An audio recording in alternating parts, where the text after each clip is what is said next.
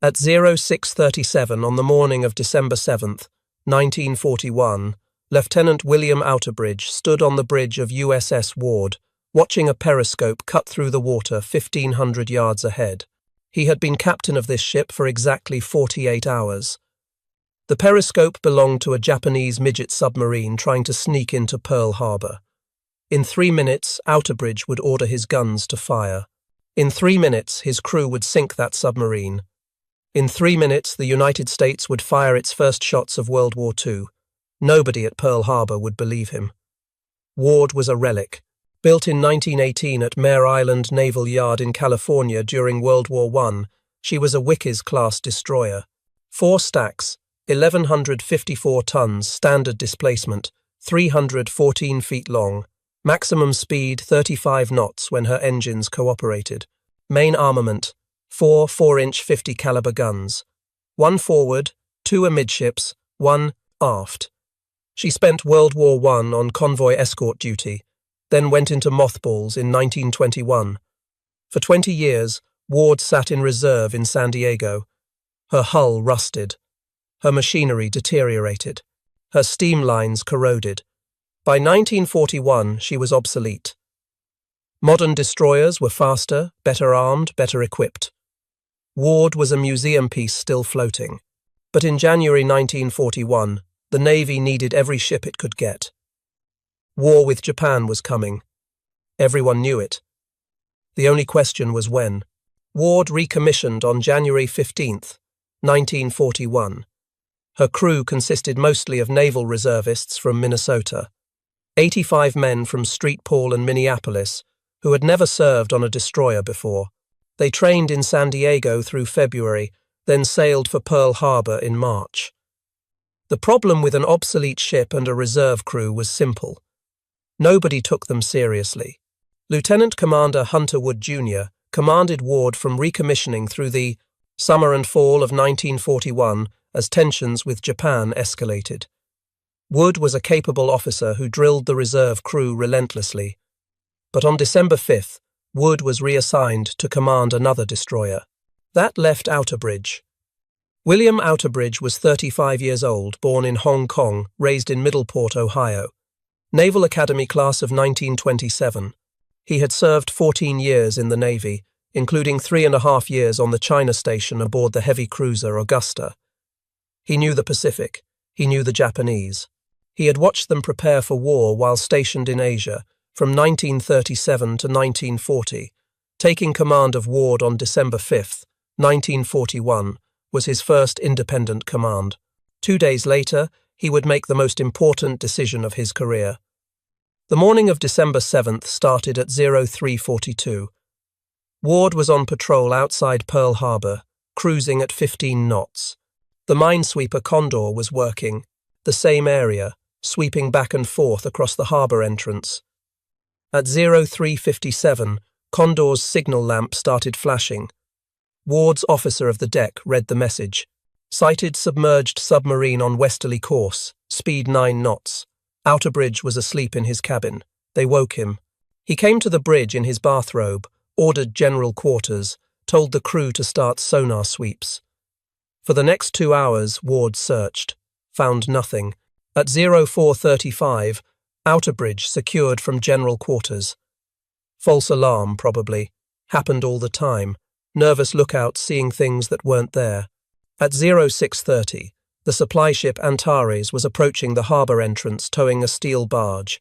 APBY patrol plane circled overhead. The pilot saw something in the water behind Antares. Small, dark, moving. He dropped smoke markers. Outerbridge was in the chart room when his officer of the deck called him to the bridge. 06:37. Come look at this. Outerbridge climbed to the bridge. Through binoculars he could see it clearly. Small conning tower, cylindrical hull, no deck. Moving at 8 knots, following Antares toward the harbour entrance, trying to slip through the anti-submarine nets when Antares opened them. That was a submarine. In a restricted area, following an American ship into Pearl Harbor, Outerbridge gave 4 orders in rapid succession. All engines ahead full, sound general quarters, man all guns, prepare to ram if necessary. Ward surged forward, accelerating from 5 knots to 25 knots in less than a minute. The crew raced to battle stations. Men who had been eating breakfast or sleeping dropped everything and ran. This wasn't a drill. Their captain's voice over the intercom was different this time. Urgent, real. Ward closed the distance in 5 minutes. The submarine didn't see them coming, didn't dive, didn't change course. Just kept following Antares at 8 knots, focused on the harbour entrance, ahead. At 06:45, Ward's number 1 gun fired, range about 100 yards. The shell passed directly over the submarine's conning tower. Miss. Gun number 3 fired 15 seconds later. Range 50 yards. The 4-inch shell hit the submarine at the waterline where the hull met the conning tower. Direct hit. The submarine lurched to starboard. Water poured into the hole. The conning tower heaved over. Ward raced past the submarine at full speed, then dropped depth charges set for 30 feet. 4 charges rolled off the stern. Underwater explosions sent columns of white water into the air. The submarine disappeared. Oil slick on the surface 300 yards astern. Nothing else visible. Outerbridge radioed Pearl Harbor at 06:53. We have attacked, fired upon, and dropped depth charges upon submarine operating in defensive sea area. The message went to the 14th Naval District Communication Watch Officer. He read it, didn't believe it. Ward had a new captain, reserve crew, old ship, probably war nerves, probably seeing things. Submarine reports had been coming in for weeks. None had been confirmed. This was probably another false alarm. The watch officer forwarded the message up the chain of command with low priority. No immediate action taken. No alert sent to the fleet. No warning issued to ships in harbour. At 07:55, 1 hour and 2 minutes after Ward sank the submarine, Japanese carrier aircraft began their attack on Pearl Harbor. 183 aircraft in the first wave. Dive bombers, torpedo bombers, fighters. They hit Battleship Row, Ford Island, Hickam Field, Wheeler Field, Kaneohe Naval Air Station. The Pacific Fleet was at anchor. 8 battleships, 8 cruisers, 30 destroyers, 4 submarines. Most crews were at Sunday morning routine. Minimal watch sections. Men eating breakfast or sleeping or preparing for church services. The Japanese achieved complete tactical surprise. Not because warning wasn't given. Warning was given. Ward had sunk a Japanese submarine 68 minutes before the attack began. Ward had radioed that information to headquarters. But nobody believed it. 2,403 Americans died at Pearl Harbor. 1,178 were wounded. 4 battleships sank. 4 more were damaged. 3 cruisers damaged. 3 destroyers damaged. 188 aircraft destroyed on the ground. Ward spent December 7th outside the harbour entrance, hunting for more submarines. The crew dropped over 130 depth charges on suspected contacts, found nothing conclusive. Spent the day watching smoke rise from Pearl Harbor, listening to radio reports, knowing they had tried to warn everyone. For weeks afterward, doubt persisted. Had Ward really sunk a submarine, or had they fired on a false contact? Some officers thought the crew had panicked. New captain, reserve crew, shot at shadows. Others thought they might have hit a friendly submarine by mistake. Still, others believed the submarine might have escaped, and Ward had simply damaged it. Outerbridge was awarded the Navy Cross for the action. Citation credited him with attacking and possibly sinking an enemy submarine. Possibly. Not definitely. The Navy wasn't sure. The skepticism hurt. Ward's crew knew what they had done. They had seen the submarine, seen the shell hit, seen it go down. But without wreckage, without bodies, without physical proof, doubt remained. For 61 years, the question hung unanswered. Did Ward actually sink a Japanese midget submarine on December 7th, 1941, or did they fire on something else? The Japanese Navy had launched 5 midget submarines as part of the Pearl Harbor attack. Type A Ko-Hyoteki class, 2-man crew, 46 tons, 78 feet long, armed with 2 torpedoes. The plan was for these submarines to penetrate Pearl Harbor before dawn, hide on the bottom, then attack American ships during the air raid. The midget submarines were a late addition to the attack plan. Admiral Isoroku Yamamoto approved them in October 1941 over objections from his aviation planners. The aviators thought the submarine mission was too risky, might compromise surprise, might alert the Americans before the airstrike. Yamamoto overruled them. The submarines would attack. 5 mother submarines carried the midget submarines across the Pacific. I-16, I-18, I-20, I-22, I-24. They launched their midgets 7 miles outside Pearl Harbor between 01:30 and 03:30 on December 7th. All 5 midget submarines were lost. One was sunk by Ward at 06:45. One was sunk inside the harbor by the destroyer Monaghan at 08:43. One ran aground and was captured. 2 disappeared. Fate unknown. The crews, 10 men total, were killed. They became the first Japanese casualties of the Pacific War, the first American-caused casualties, killed by Ward more than an hour before the air attack began. But without proof, without wreckage, the story remained uncertain. In 1991, 50 years after Pearl Harbor, researchers began searching for the Ward submarine. They used side-scan sonar, magnetometers, submersibles, searched the waters outside Pearl Harbor where Ward reported the attack, found nothing. In 2000, another search, advanced sonar, better equipment, still nothing. In 2002, the Hawaii Undersea Research Laboratory used newly acquired side-scan technology. On August 28, 2002, they found it. Japanese midget submarine, Type A Ko Hyoteki class, 1,312 feet underwater, about 5 miles outside Pearl Harbor. The submarine was intact except for one hole, 4-inch diameter, starboard side of the conning tower at the waterline, exactly where Ward's gunner said he hit it. Perfect shot. The depth charges had caused no structural damage.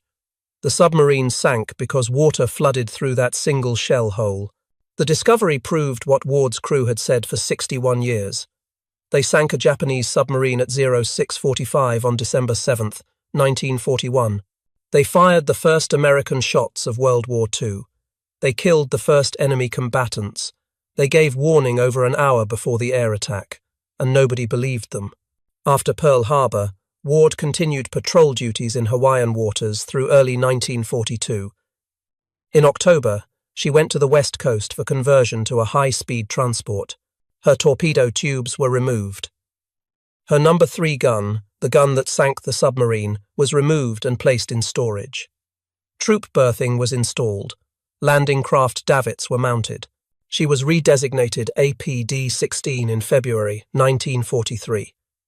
As a high-speed transport, Ward could carry 200 troops and their equipment at 30 knots, fast enough to avoid submarines, shallow enough draft to get close to beaches, armed enough to provide fire support.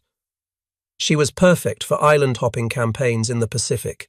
Ward deployed to the Solomon Islands in April 1943.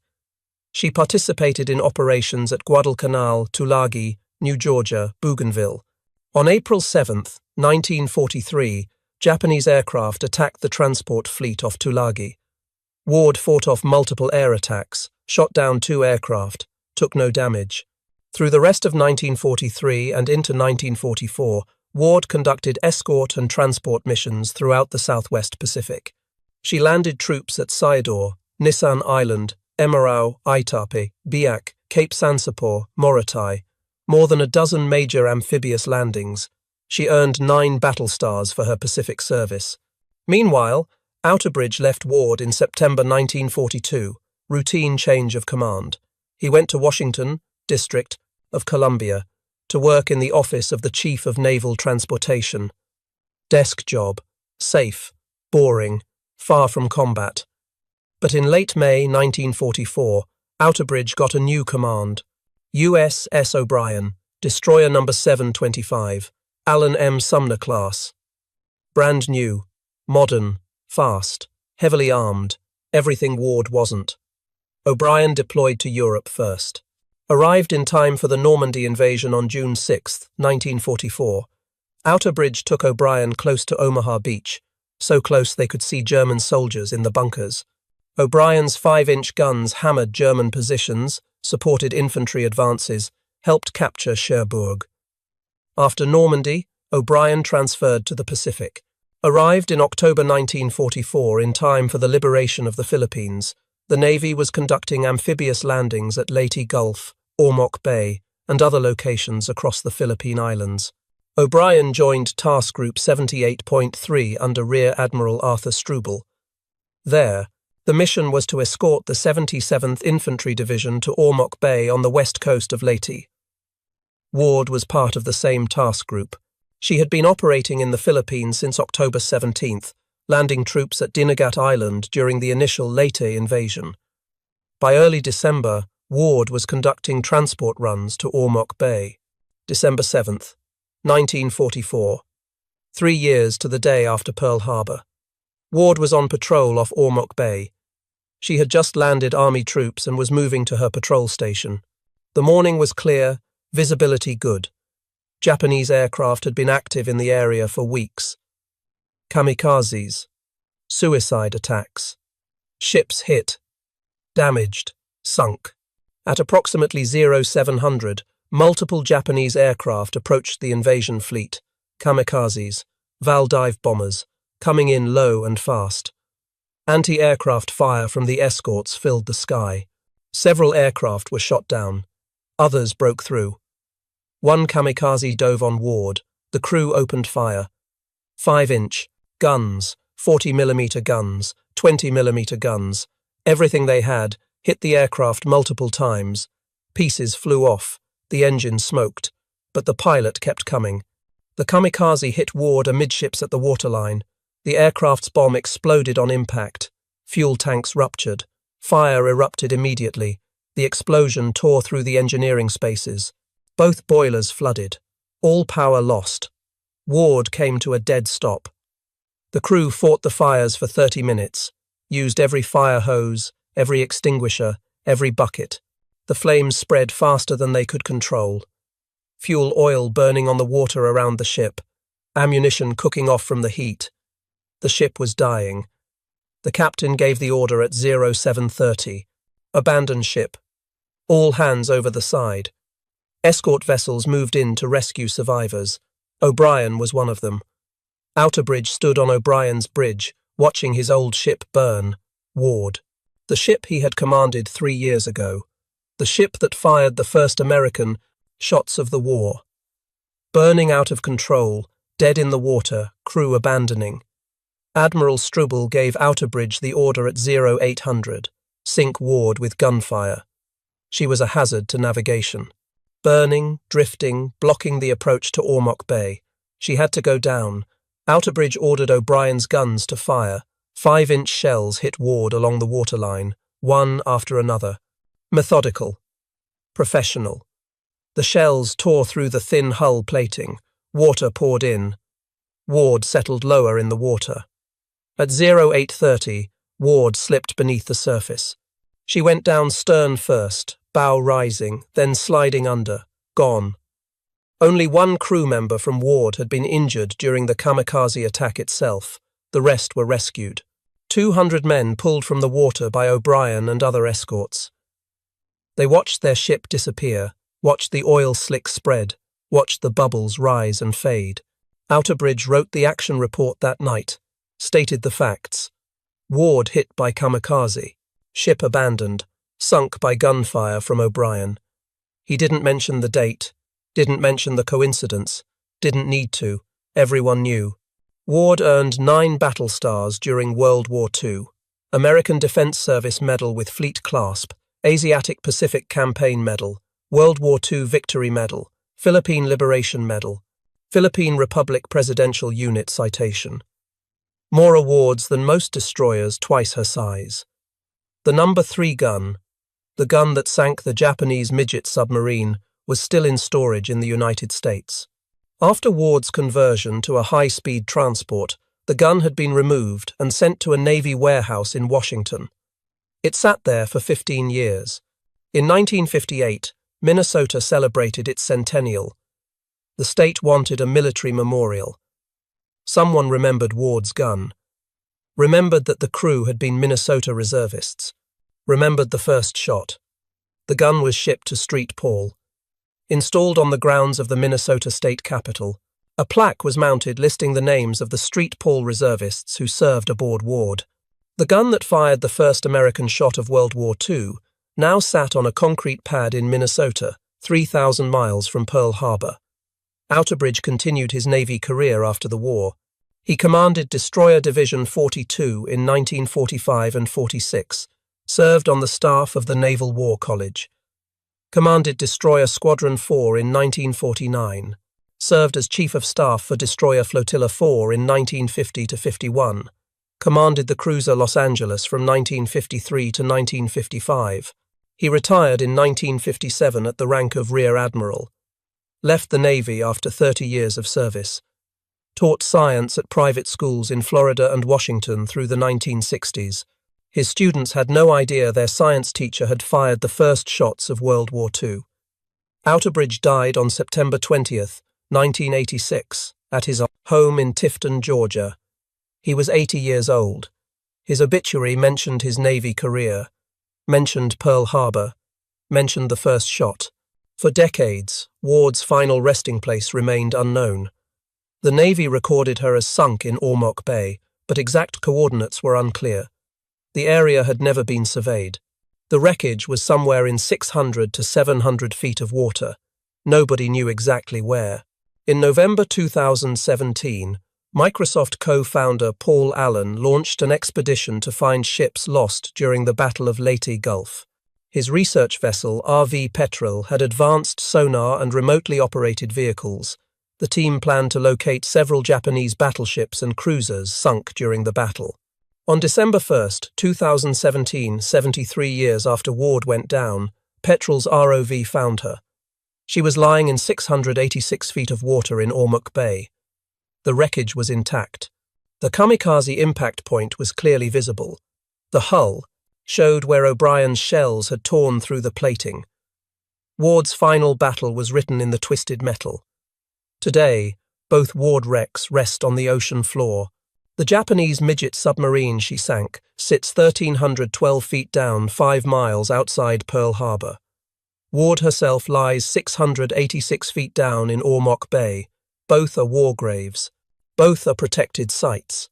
The No. 3 gun still sits at the Minnesota State Capitol. 66 years of Minnesota weather have taken their toll. The paint peels. Rust shows through. The barrel corrodes. In 2024, the state approved funding to move the gun to the Minnesota Military and Veterans Museum at Camp Ripley. There it will be restored, protected from the elements, displayed indoors where future generations can see it. That gun changed history.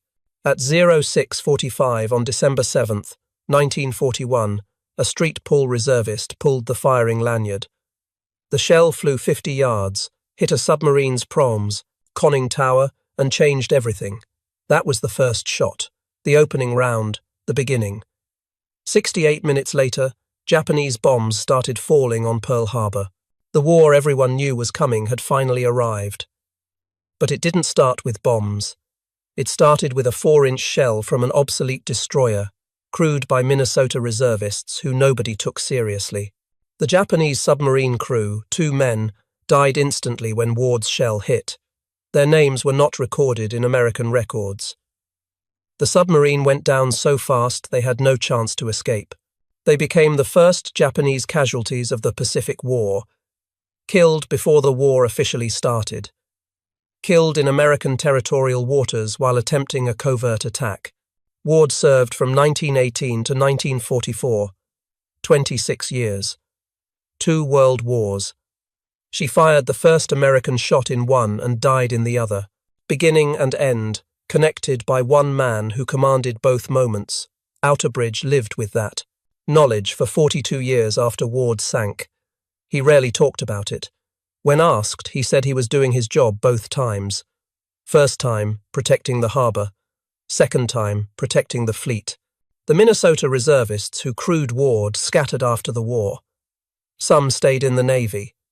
Most went home to St. Paul and Minneapolis. They worked ordinary jobs, mechanics, teachers, salesmen. Store owners. They got married, raised families, lived normal lives.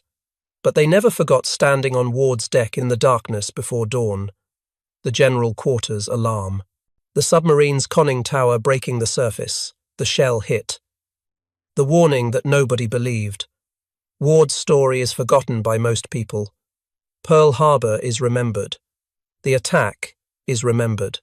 But the first shot, the submarine, Ward herself, mostly forgotten. The gun sits in Minnesota. The wreckage sits in Ormuk Bay.